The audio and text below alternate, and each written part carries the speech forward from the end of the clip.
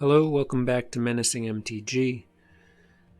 This morning I want to explore a deck that has multiple avenues to victory.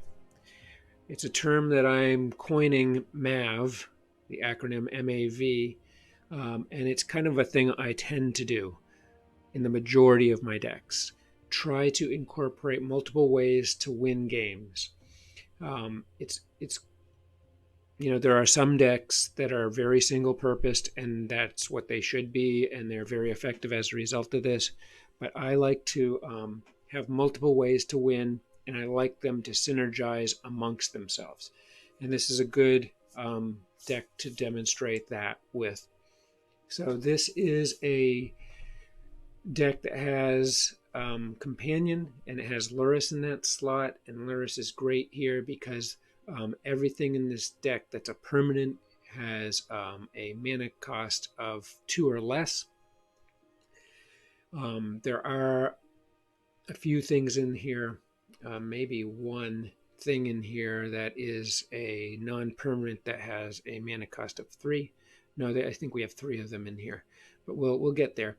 So I'm just going to first describe the multiple avenues to victory.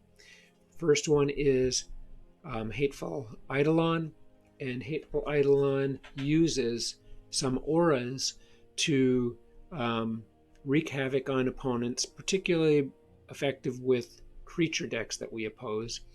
And so you get Hateful Eidolon on. It's a 1-drop lifelink creature with a 1/2 power toughness. And it has whenever enchanted creature dies, draw a card for each aura you controlled that was attached to it. Okay, so let's look at those auras. So we have Dead Weight. So this is an enchantment aura that you put on an opposing creature, and when that creature dies, you draw a card. Okay, for each aura attached to it, which sometimes you have multiple auras attached to cards to kill them. Even if this doesn't kill them immediately, it does reduce their power and toughness, and you can ultimately, in other ways, eliminate them later on. So you have Dead Weight.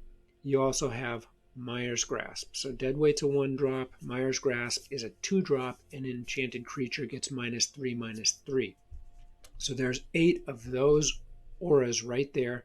There is one more aura in this deck, and it's one that you'll use on your cards. So, Frenzied Rage. So the enchanted creature gets +2/+1 and has Menace. The best place to place this card is on Dreadhorde Butcher. So Dreadhorde Butcher, when it dies, it deals damage equal to its power to any target. Okay, so the idea is Dreadhorde Butcher is a great card in this deck. It has haste. It's a 2-drop. It's a 1/1. If you can attack with this card and get it every time it does damage to a player, you get a +1/+1 counter on it. So you can just imagine getting Dreadhorde Butcher out, attacking with it a few times. It's a 3/3. You drop Frenzied Rage on it. It becomes a 5/4. If it's killed, it does 5 damage to any target. If you have Eidolon on the board, then you get to draw a card because you have an aura attached to it. Okay, so then if you just look down the road, Lurrus brings everything that I've just mentioned back and available to you. So you can play one permanent that has a cost of 2 or less each turn that Lurrus is on the board. Okay, you have to pay the 3 to kind of make Lurrus available to you. So it's a little bit tricky, but it's worth having in there because it's just another layer of madness for the opponent. Lurrus, of course, is a 3-drop 3/2 with lifelink that has that ability for you to every turn reuse permanents with a cost of 2 or less. So there's your first layer of avenue to victory, and that's the Eidolon, the Dead Weight, the Mire's Grasp, and the Frenzied Rage and how they interact together. Remember, it's also a massive card draw engine. So that's number one. Number two is Cauldron Familiar. 1-drop, 1/1. You all know what this does. Comes on the board. Opponent loses life. You gain a life. Paired with Witch's Oven, it just becomes a cycle of madness. You can announce Cauldron Familiar as a blocker, keep an opponent from doing damage if they don't have trample on that creature. Sack it with the oven. Bring it back at the beginning of your turn. Repeat, repeat, repeat. Okay, so that is avenue number 2. Avenue number 3, Priest of Forgotten Gods. 3 Priest of Forgotten Gods in here. When he's on the board, if you have, and he doesn't have Summoning Sickness anymore, and you have creatures on the board, you can sack 2 creatures. Particularly good in this role is Serrated Scorpion, or opponent's creatures that you gain control of with Claim the Firstborn or Act of Treason. Also, you could do that with Dreadhorde Butcher. If he has Frenzied Rage on him, it's even better. Okay, so you can see how there's this synergy between all of these things. You sack, if there was an aura attached, Eidolon draws you a card, etc., etc. Okay, so again, you have the Priest. You can sack things. Serrated Scorpion in particular is good there. Luris makes the Serrated Scorpions available to come back to your hand to get back on the board. Okay, so that is number 3. Using the Priest with the Claim the Firstborn, Act of Treason, Serrated Scorpion, Dreadhorde Butcher, to Cauldron Familiar for that matter, to do 2 damage to the opponent, to add 2 black mana to your pool and draw a card. Okay, again, another card draw engine here, which makes this all click really well. Okay, so then number 3 is accessing things from the graveyard. Luris does some of that, but further we have Kaya's Ghost Form. Kaya's Ghost Form is best spent on Dreadhorde Butcher. So you're attacking with Dreadhorde Butcher. Maybe you're lucky enough to get the Frenzied Rage, maybe not. Regardless, this gets sacked, whatever. Kaya's Ghost Form brings creature right back to hand. So best places for these 2 Kaya's Ghost Form are Luris and Dreadhorde Butcher. Okay. Beyond that, you have Call of the Death Dweller. There's 2 of these in the deck. And you can bring back things like Serrated Scorpion, Dreadhorde Butcher, Priest of Forgotten Gods, Hateful Eidolon, Cauldron Familiar, you name it. So you can bring any creature back. Okay? So I just want to take a slightly closer look here. So this Claim the Firstborn is a sorcery speed spell that's a 1-drop. It can take control of a creature with a converted mana cost of 3 or less until end of turn. Untap it. It gains haste. You can use it against the opponent. And with any luck, you can sack it. What I didn't mention is having Witch's Oven on the board is a backup plan to destroying the opponent's creatures. So if you don't have the Priest on the board, not all is lost. You use Claim the Firstborn or Act of Treason, which allows you to take any creature from the opponent, regardless of converted mana cost. So there's 3 total gain control of opponent's creatures. So if you don't have the Priest, you can use the Witch's Oven after you attack with these guys and sack them.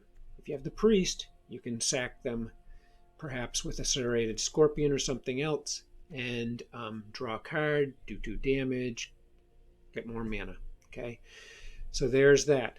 So those are the 4 avenues to victory here. So the concept again is multiple avenues to victory. You can see how all of those synergize with each other.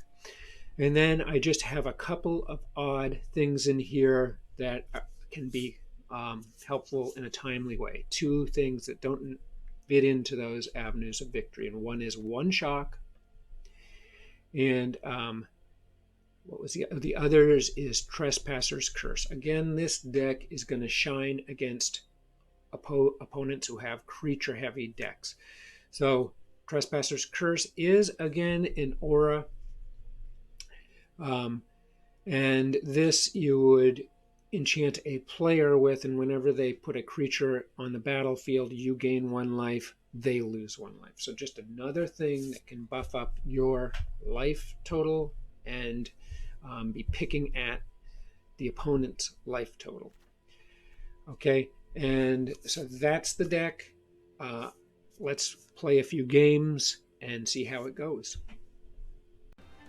Okay, we're going to pick this game up here. Turn 3.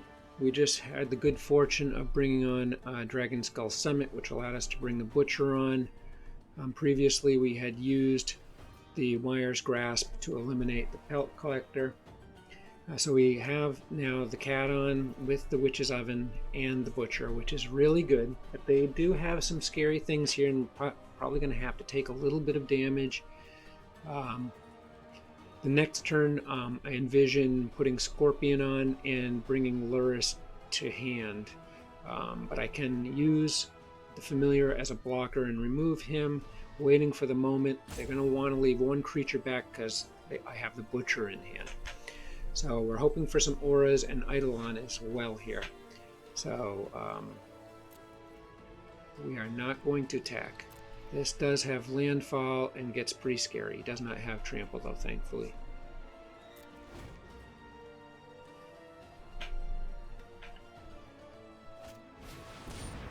They're going to cultivate.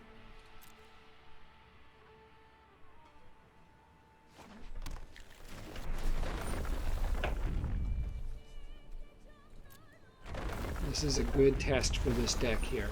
A lot of kind of scary things on the board here. And he goes up to a 7, and he's going to probably attack with that. But he knows what's going to happen. And he's going to attack with both, okay? So we will let the smaller creature in. Announce the blocker. Hit block. Okay, it's important that you do it in this order. So you got to hit block, commit to that. Then you click the oven, sack the Familiar. So that just disallows the creature to attack because he doesn't have trample. We'll take the 2 damage. And the problem for them, unless they have a 1-drop to come out, is Butcher is coming in next turn. My turn. Okay, on this turn we bring back the cat. And it does a damage and gives us a life. Now we have the Eidolon at this point and the Serrated Scorpion. We're going to put this up. The question is, what is the best thing to do here? Because we don't have any auras in hand, I'm going to go Scorpion, and I'm going to bring Luris to hand. So we can have this available to us next turn or so.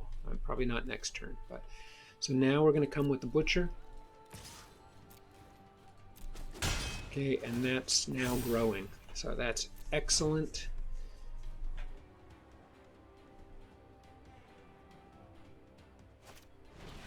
Cultivate again. Okay, so they will have big things going on here, and this is, gonna be scary. This green deck across the way is a scary deck. Could be looking at Crater Hoof or various things. And he comes up again, and we will use the cat again, and he's going to get tired of that. He does have 3 mana available.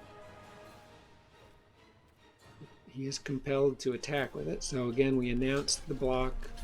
We hit the block button. We're waiting for him And now we sack the cat. Now what's going to happen here if I was to get a mana is, ooh, and check it out. Here we now have a big boy on the board with trample, which is going to complicate matters. Now because I do not have, they don't have any mana available, we can just bring the cat on without any fear of it being removed, without the Witch's Oven available. We do get a mana, so this is interesting. This will allow us to bring Eidolon up, bring Luris up, and now we can remove. Now this is a big creature. It's scary.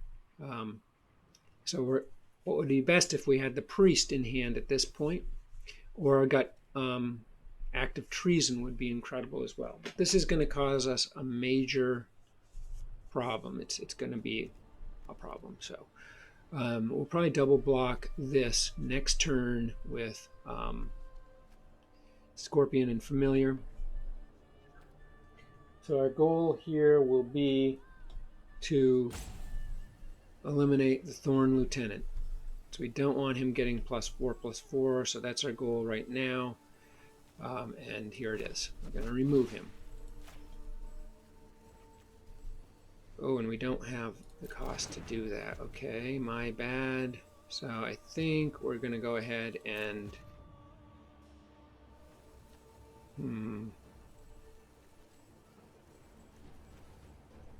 Yeah, we're just going to sit, which is going to be painful.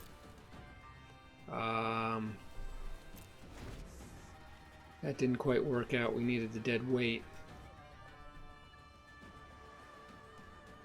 Okay, we are in a tough spot here.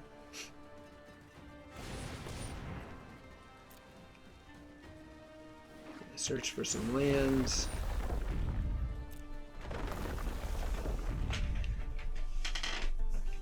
We're going to have a little different tact here. We're going to see what he's going to come in with. He's got enough to bump up Thorn Lieutenant.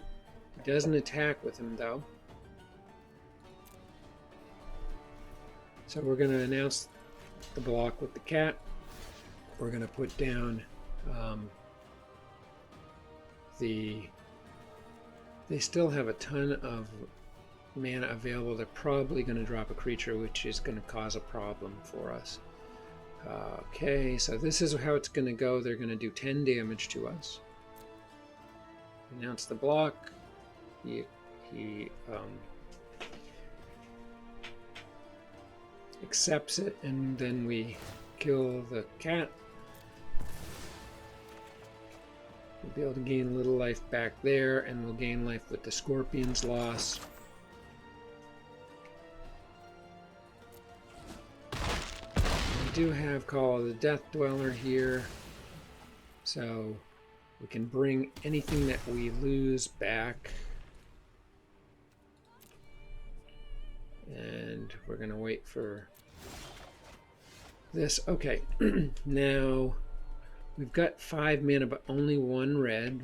Right now we don't have anything red to play. So we're going to use this to take out this. With Eidolon in hand, we'll get to draw a card.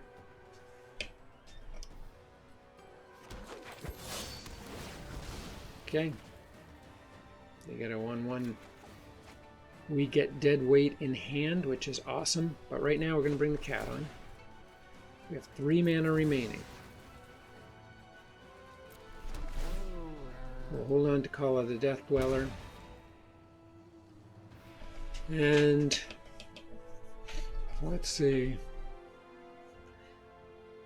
I think what we're going to do here is pretty elementary. We're going to put up the curse, and we're going to dead weight the token so we can come on in with the butcher. We're going to get to draw a card as a result of this.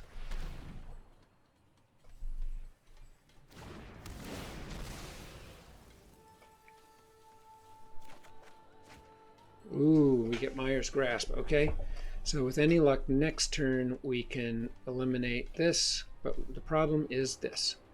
But we can come in with Lurrus and gain some life, so here's what we're going to do. Come in with the Butcher and Lurrus, we gain life, they're going to lose 5. We're down to 8, we're up to 13. Now, in desperate times, we have the opportunity here to sack Butcher and do 3 damage to them. Like, for example, I could do that right now and eliminate this creature, which would leave them with 1 guy in hand. So here we go. We're not going to do that now, though. They're going to bring on the big guy, but he won't be able to attack this turn.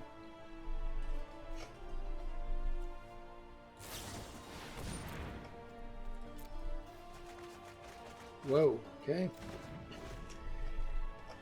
They have a lot of options now.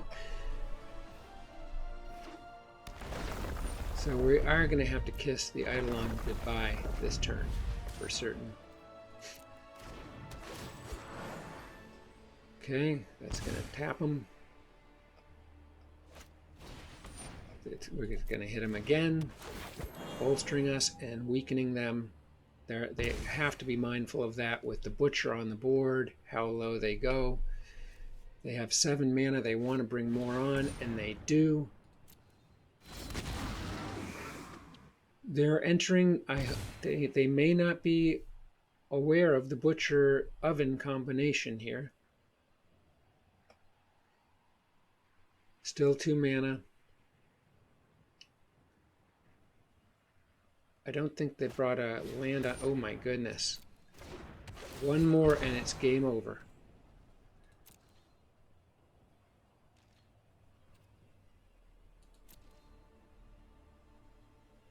Are they not going to? This is absolutely outrageous. Are they not going to? They don't.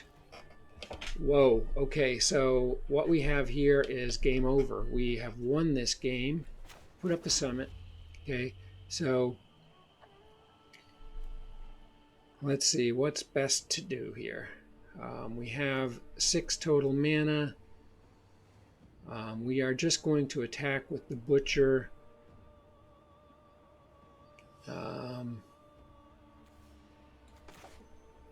We're going to go ahead and eliminate this. We draw a card. Another oven. We want it. We want the oven. I'm going to put up the Scorpion. And now we have won the game here, and I'm going to show you how. We're going to go ahead and sack the Butcher.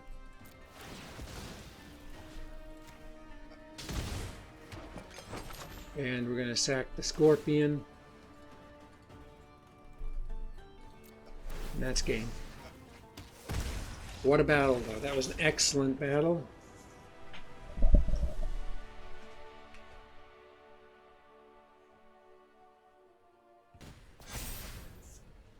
Okay, picking up game 2 here. On the second turn, we got this area Scorpion out. We had to pay the Blood Crypt 2 life to get that done. Next turn, we brought the Butcher out, so we're in pretty darn good shape right here. What we're going to do at this point is dead weight the Spitter.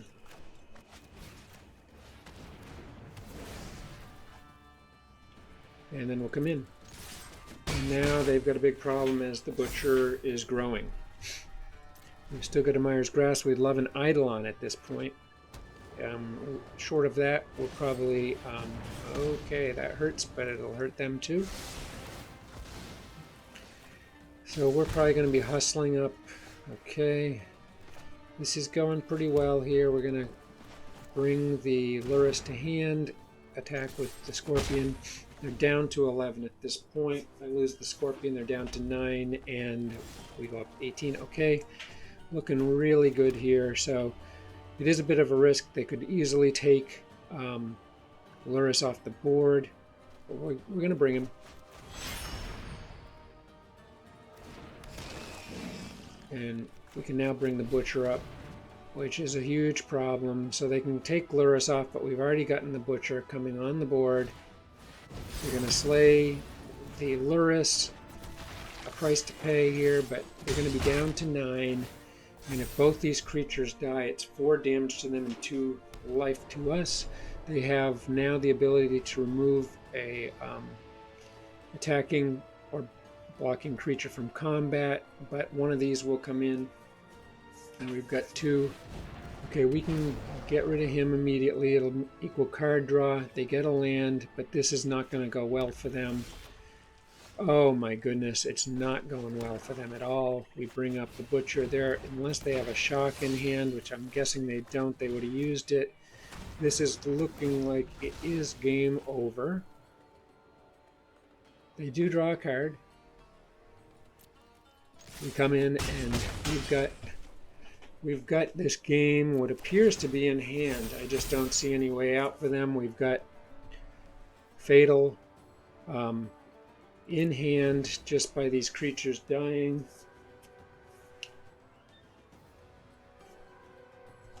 This is a big deck we're going against. I don't like big decks. I think they're ineffective. You just can't predict what you're going to get. I've seen some good ones for sure, and they do work. I just think the consistency is down.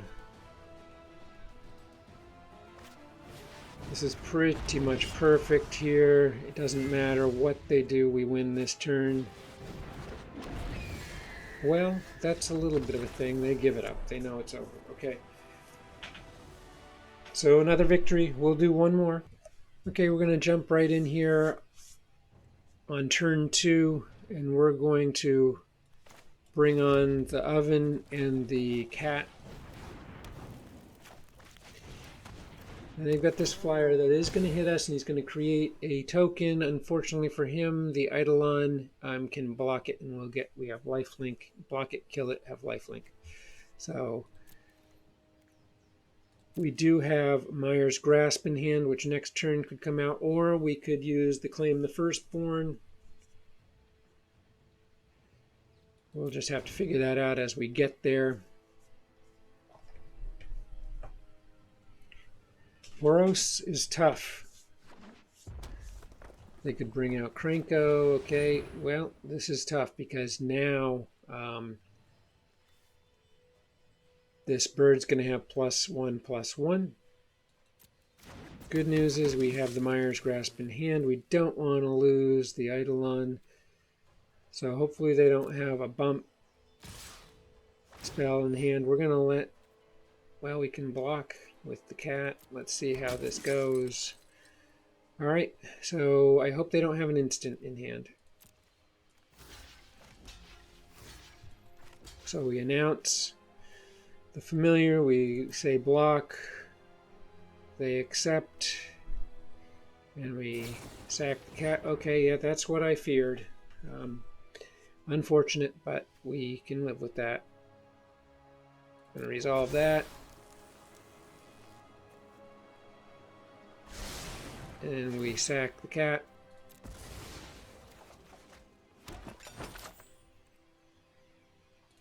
So there's nothing left, so I can bring this on during their turn.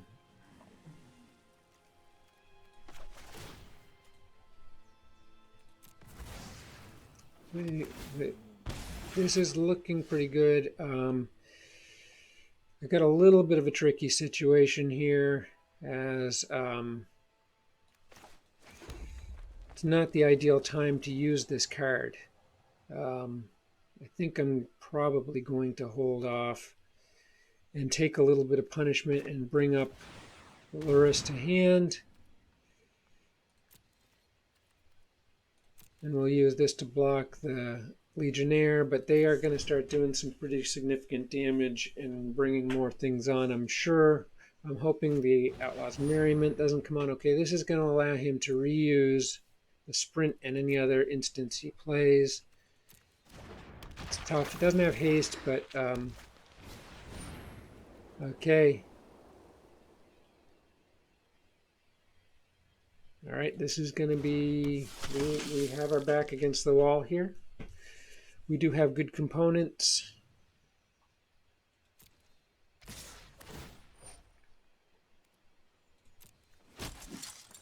And we're going to block the Legionnaire and take some damage here.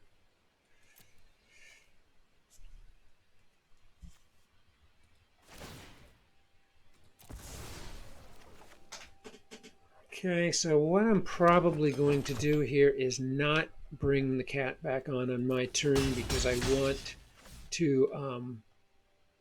want to keep it safe, and I want to use this Witch's Oven with Claim the Firstborn. So let's see here. My turn. Okay. So we have a couple of these Call of the Death Dwellers here. I think the thing to do here is to remove the most potent item on the board, use and remove the next most potent thing on the board.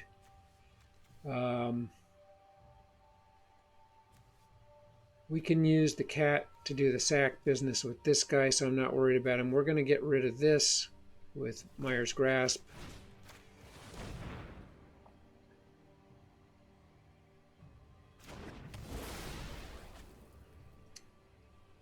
We're going to use the Firstborn to take the Sky Knight.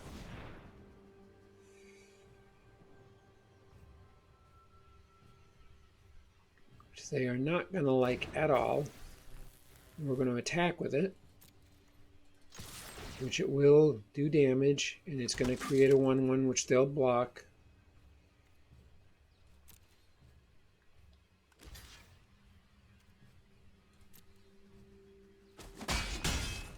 Okay, now we're going to sack the Sky Knight. So we've eliminated 2 of their creatures. We still are in a tough spot here. And we can bring the cat on now because we have 2 of these. So even if they kill it, I can bring it back. So now I could block with this. He's likely to use it on the Arcanist, so it's not going to make much difference.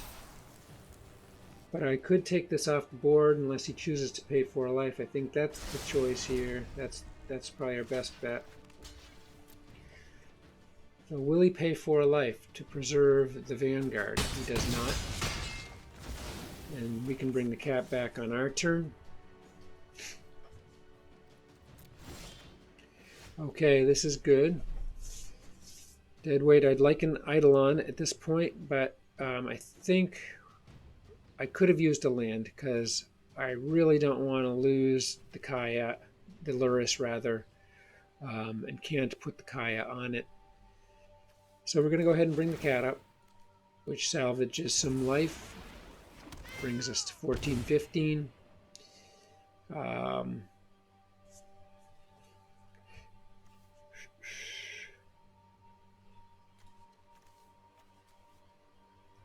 So I can get the Eidolon back, and I suppose I'm going to have to use one of these to do just that, which is price to pay.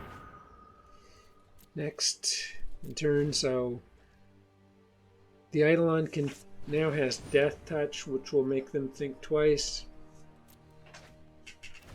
He has a little card draw going there. Oh, interesting that he's going to attack here. He can...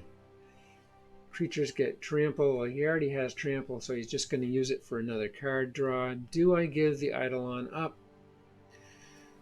I'm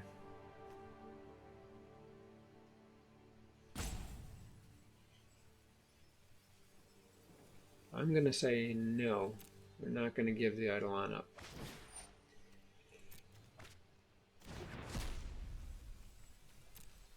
We'll take the 1 damage, and he gives it up. I think he sees the handwriting on the wall there. We have Luris, we have other things we can bring back, and Kayak go on with the dead weight. So there's 3 victories. I hope you enjoyed this deck.